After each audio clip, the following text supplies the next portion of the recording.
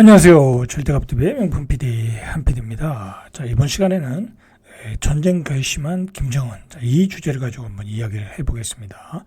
자, 왜 이 주제를 가지고 이야기하냐면, 자, 이게 일단 기사가 됐어요. 기사가 됐고, 자, 이 한반도의 평화라는 것은 우리에게 굉장히 중요한 얘기죠. 그죠? 우리 생존과 관련된 문제이기 때문에 관심을 갖자. 그리고 저는 저 한PD는 이런 그 좀 시사적인 얘기들 있죠. 우리 생활과 관련된, 우리 역사와 관련된 이야기들은 꼭 한 번씩 짚고 넘어갈 생각이에요. 자, 보시죠. 자, 일단은 지금 국제 정세를 조금 봐야 돼. 국제 정세 분명히 파악해야 돼. 여러 가지 점에서 파악을 하셔야 돼. 우리가 우리 경제와도 밀접한 관계가 있고, 우리 그 어떤 세계 정세와도 관계가 있어요. 자, 어제 대만 총통 선거를 했어요. 총통. 그 대만의 대통령이라고 보면 돼요. 자, 거기서 국민당하고 이 민진당인가요? 이 민진당의 두 후보가 나와서 쉽게 얘기해서 국민당은 그 나라에서 보면은 우파고, 우파고, 이 민진당은 어떻게 보면 좌파라기보다는 원주민파, 그죠? 국민당은 본토에서 넘어온 사람들이고, 그러니까 본토에서 넘어왔으니까 중국하고 합쳐야 된다라는 생각이 있는, 기본적인 생각을 가지고 있는 당이고, 이 원주민 입장에서는 중국과는 우리하고는 상관없다. 타이완은 독립된 국가다라고 생각하는 사람들이야. 네, 그쪽이 당선됐다라는 거야. 그쪽이 라이칭더라는 사람이 의사 출신인데, 이 사람이 당선이 됐다는 거야. 이 사람은 친미 성향이다. 그러니까 앞으로 그 중국과 대만 간의 관계가 원활하지 않겠다. 그죠? 그렇다고 대놓고 독립하겠다 소리는 못할 것이고, 미국도 독립을 지지하지 않는다고 바이든이 바로 얘기했어. 어쨌든 그걸 빌미로 해서 지금 중국이 대만을 침략할 것이다. 라고 아주 공언을 하고 있잖아요. 공언을 하고 있는데 또 이 사람이 된 거야. 그러니까 대만과 중국 간의 관계, 미국과 대만 간의 관계는 굉장히 긴장 관계로 간다. 앞으로도. 일단 그렇게 보셔야 돼. 이게 중요한 내용이에요. 16대 대만 총통 선거에서 민진당, 민주진보당, 그죠? 좀 좌파 같아. 친미 독립 성향의 라이칭더 후보가 승리했다라는 거예요.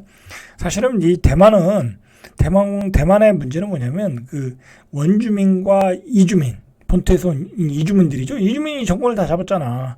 그 사람들 간에 그 갈등이 많이 커. 옛날부터 그 1940년대부터 이쪽으로 이주하기 직전부터 둘 간의 어떤 충돌이 엄청나게 많았어요. 우리로 보면 제주도에 4.3 사건 같은 사건도 있었고, 갈등이 컸는데, 이 민진당 후보가 지금 계속해서 정권을 잡은 거예요. 보통은 이제 1996년 직선제 도입 후에 2000년도부터 민진당과 국민당이 8년씩 정권 교체를 한 거야. 우리처럼 8년씩 정권 교체를 했는데 이번에 한 번 더 했다라는 거야. 8년 플러스 4년, 12년째 가고 있다라는 거야. 자, 대만의 상황이 이렇다. 지금 우리에게 가장 중요한 것은 중국과 대만의 상황이거든요. 거기서 전쟁을 하면 우리도 휩쓸려 들어갈 수밖에 없는 상황이에요. 그죠? 어떻게든. 그죠? 미국이 가만히 있겠어요. 지원해달라고 그럴 거고, 포탄 지원해달라고 그럴 거고, 그러면 지원 안 할 수가 없잖아. 우리 입장에서는. 그죠? 그러면 또 중국은 또 가만히 있지 않을 거 아니야. 또 북한을 충동질 할 거 아니야. 그래서 세계 3차 대전도 일어날 수 있다라는 거 아니야. 지금 얘기가. 그러니까 우리가 관심을 가져야 돼. 예? 너무 우리 생활에 매몰돼가지고 이런 거 무시했다가는 큰일 날 수 있어요. 자, 그런 상황에서 지금 북한이 하는 행동을 보면 이게 조금 여러 가지 이상한 행동을 하고 있어요. 일단은 예전에 이제 개성공단을 일찍 폐쇄했고, 며칠 전에, 한 2, 3일 전에, 완전히 이제 북한은 1월 1일자 이후에, 북한은 남한을, 이제 화해의 대상, 그죠? 평화 통일의 대상이 아니라, 적화 통일의 대상, 그죠? 한마디로 침략해서 없어져야 될 나라다. 그렇게 규정을 했잖아요. 그러면서 그 후속 조치로, 대남 접촉기구, 그러니까 평양 방송이죠. 이 평양 방송을 폐쇄했어요. 그죠? 폐쇄해서. 그래서, 저기는 그냥 어느 때든지 전쟁을 일으켜서 그냥, 뭐랄까, 무너뜨려야 될 나라다. 이제 그렇게 생각을 하고 있고 조치들이 나오고 있다라는 거야. 실제적으로. 그죠? 긴장해야 돼, 우리도. 자, 그리고 나서, 문제는 또 뭐냐면, 이 러시아가 중국과 또 굉장히 친해졌고, 러시아와 북한과 또 둘이 또 친해졌잖아요. 그죠? 김정은이가 러시아도 가고, 거기서, 포탄 선물을 또 주고, 그죠? 그 포탄 갖다가 우크라이나에다 퍼붓고 있고, 그죠? 그러면서 뭔가 대가를 또 줬을 거고, 대중로의 관계가,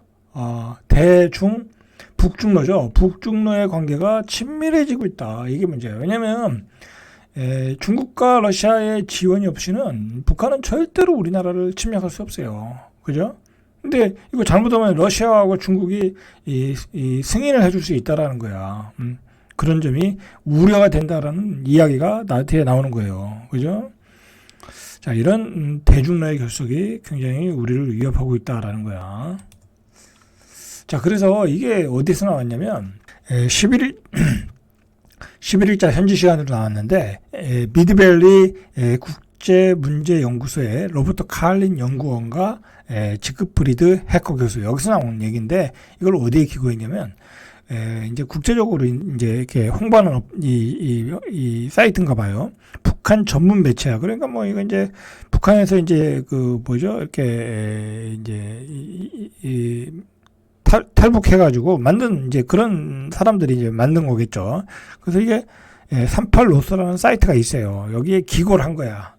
그러니까 어떻게 보면 굉장히 강한 이야기가 나올 수밖에 없는 거죠. 강한 이야기가. 자, 이런 매체에서는 북한에 대해서는 굉장히 안 좋은 기사를 더 많이 실으니까 그만큼 긴장감이 있는 기사를 실다 보니까 이런 기사가 나왔다. 일단 그렇게 생각을 하시면 될 것 같아요. 일단 그런 전제로 좀 봐야 될 것 같아요.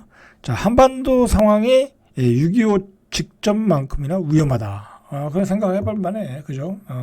직전만큼이나 위험한지 아닌지는 모르겠지만, 최근 들어서 굉장히 위험한 상황은 맞는 것 같아요. 자, 근데 여기는 표현을 직전만큼 위험하다 그랬어요. 그래서, 김정은 북한 노동당 총비서가 전쟁에 나설 결단을 내렸을 것이라는 분석이 나왔다. 표현적으로는 그렇게 했죠. 그죠? 표현적으로는 그렇게 했어. 결심을 했는지 안 했는지는 모르지만, 어쨌든, 언제든지 전쟁을 할 결단을 내렸을 거라는 분석이 나왔다. 이건 충분히 가능한 이야기예요.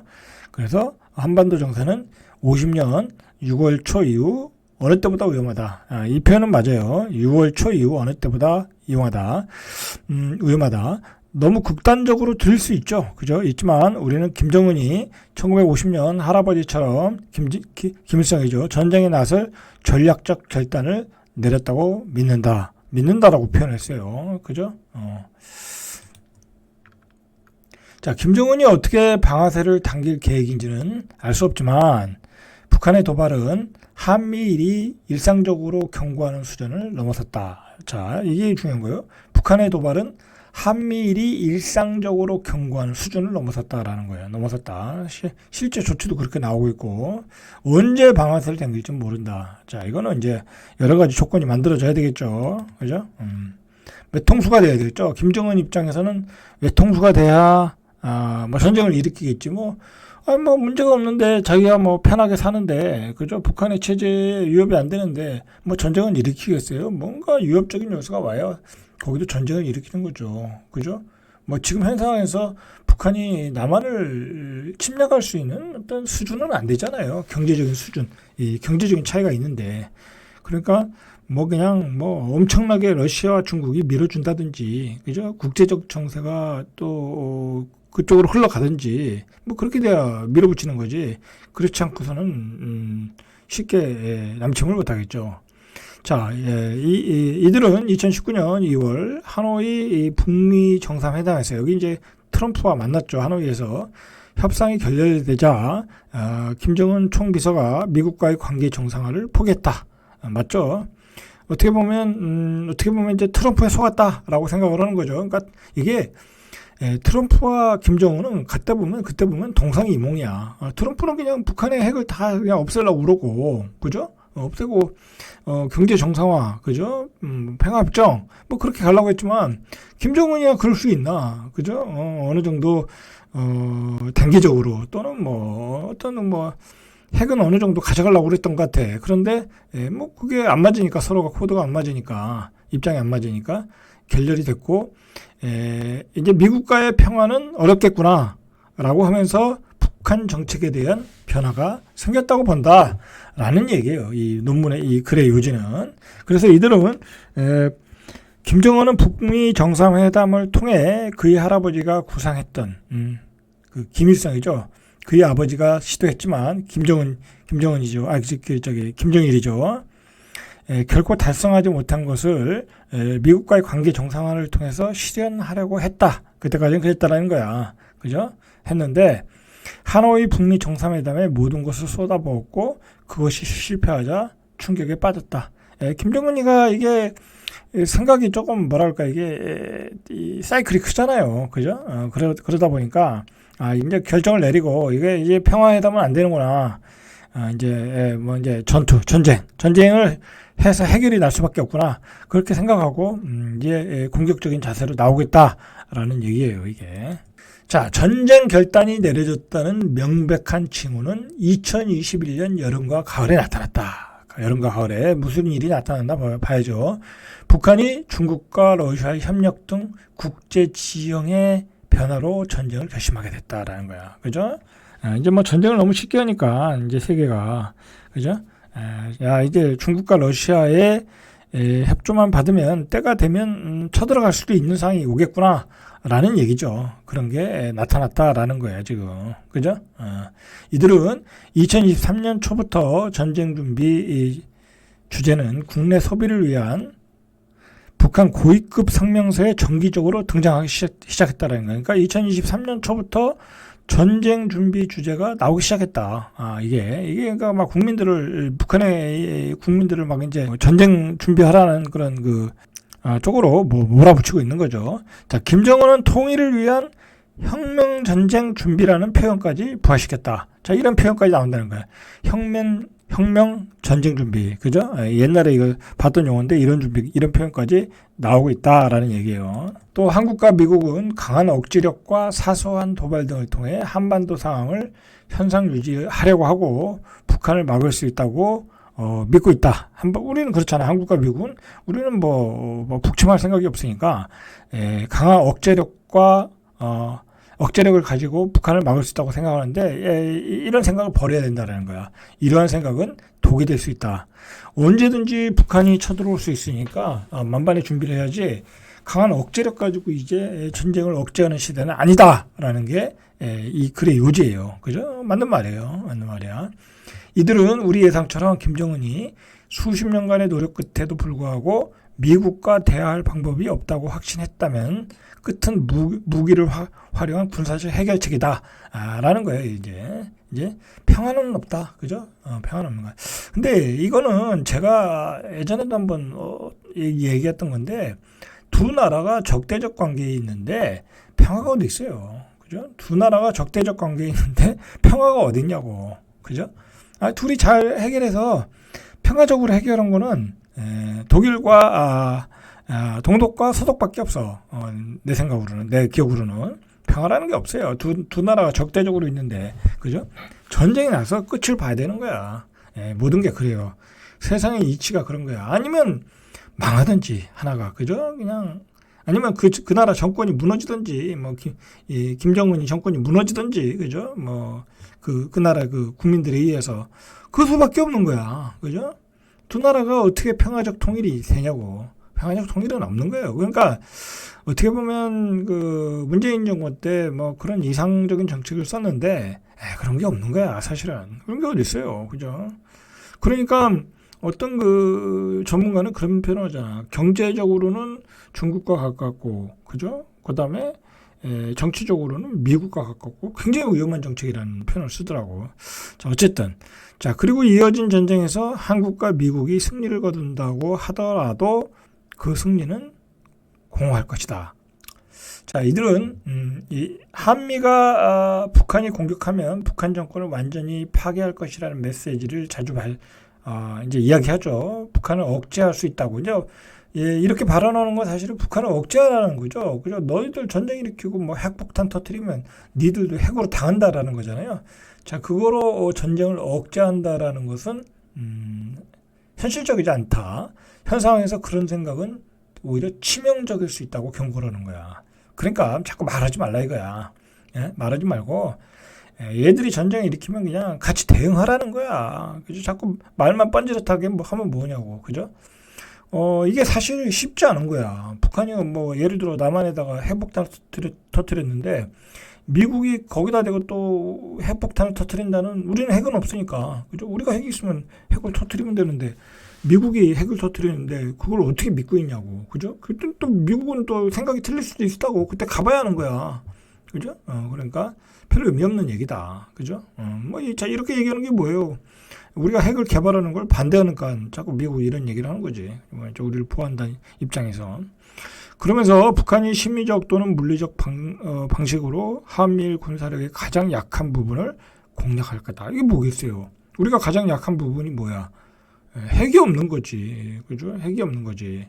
그러니까 그만큼 우리가 어떤 그 현대전에 있어서 어떤 그 무기 면에서는 유리하지만 결정적으로 핵이 없잖아 우리가. 그죠? 핵이 없는 부분을 자기들은 핵을 이용해서 단기전으로 끝낼 수도 있다. 뭐 그런 얘기를 같아요. 이 내용은 상당히 불리한 입장이다라는 거. 불리한 입장.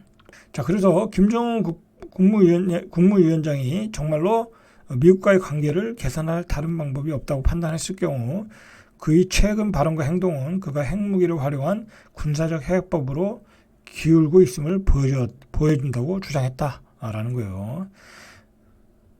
자, 이들은 전쟁 가능성을 이야기하는 게 미친 소리 같을 수 있지만 역사는 다른 좋은 선택지가 남아있지 않다.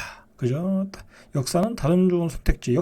과거 역사를 보면 평화라는 게 없다 이거야. 평화라는 게 없다. 이들은 가장 위험한 게임도 해볼 만한 가치가 있다고 생각하게 될 것임을 시사하고 있다. 그죠?